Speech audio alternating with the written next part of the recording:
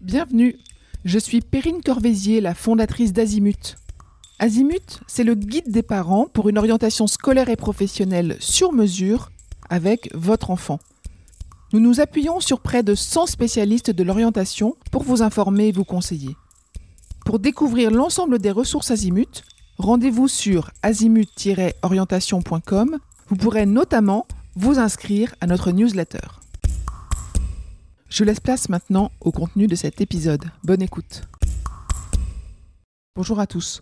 Aujourd'hui, on va aborder les parcours possibles pour travailler pour la transition écologique. Face à l'urgence climatique, de plus en plus de jeunes souhaitent s'engager dans un métier qui a du sens et un impact positif sur l'environnement. Bonne nouvelle, les débouchés dans les secteurs liés à la transition écologique se multiplient.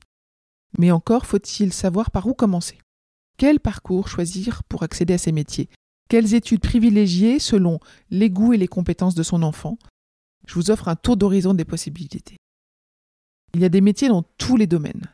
Parce qu'effectivement, travailler pour la transition écologique, c'est pas seulement devenir ingénieur en énergie renouvelable ou garde forestier. La transition concerne tous les secteurs de l'économie. L'industrie, le bâtiment, l'agriculture, le transport, le numérique, l'énergie, la finance, la communication, l'aménagement du territoire. Elle mobilise des métiers très variés. Des métiers techniques, comme ingénieur énergie, technicien environnement, chargé de mission éco-conception. Des métiers scientifiques, climatologue, hydrologue, analyste carbone. Des métiers opérationnels, chef de projet développement durable, responsable RSE, urbaniste. Et puis des métiers de la sensibilisation et du plaidoyer, comme animateur nature, chargé de communication responsable, éducateur à l'environnement. Il y a donc de la place pour tous les profils manuels, scientifiques, littéraires ou généralistes. Il y a plusieurs voies possibles après le bac. Voici les principales filières d'études pour accéder à ces métiers. Commençons par les filières scientifiques et techniques. Il y a par exemple le BUT, Bachelor universitaire de technologie, en génie biologique, avec l'option environnement, ou en génie civil, HSE, hygiène, sécurité, environnement. Il y a également par exemple le BTS, métier de l'eau, gestion et protection de la nature, pilotage de procédés. Et le BTS veut dire brevet technicien supérieur. Il y a également les licences universitaires en sciences de la vie, en géosciences, en énergie renouvelable. Et puis des écoles d'ingénieurs avec spécialisation environnement, énergie, agronomie, climat, etc. Ces formations s'adressent aux jeunes qui aiment les matières scientifiques et les problématiques concrètes. Voyons maintenant les formations agricoles et naturelles. Il y a le Bac Pro ou le BTS-A, BTS agricole, en gestion des milieux naturels, en agriculture durable, en production végétale ou animale.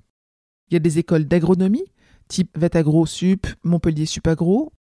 Il y a des formations en permaculture, en agroécologie, en éco-construction, parfois proposées par des écoles spécialisées ou des associations.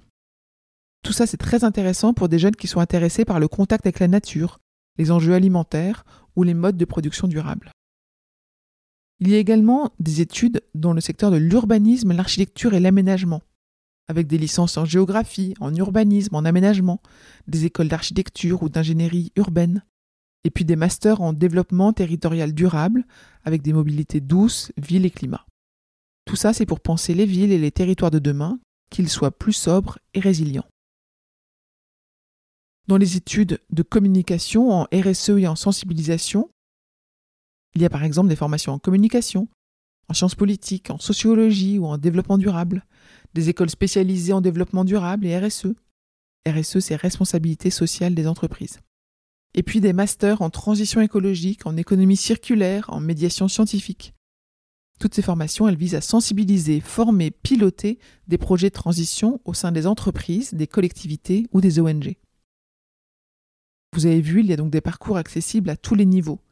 Il existe des formations courtes et professionnalisantes, accessibles avant le bac, après le bac ou après un premier diplôme pour ceux qui souhaitent entrer rapidement dans la vie active.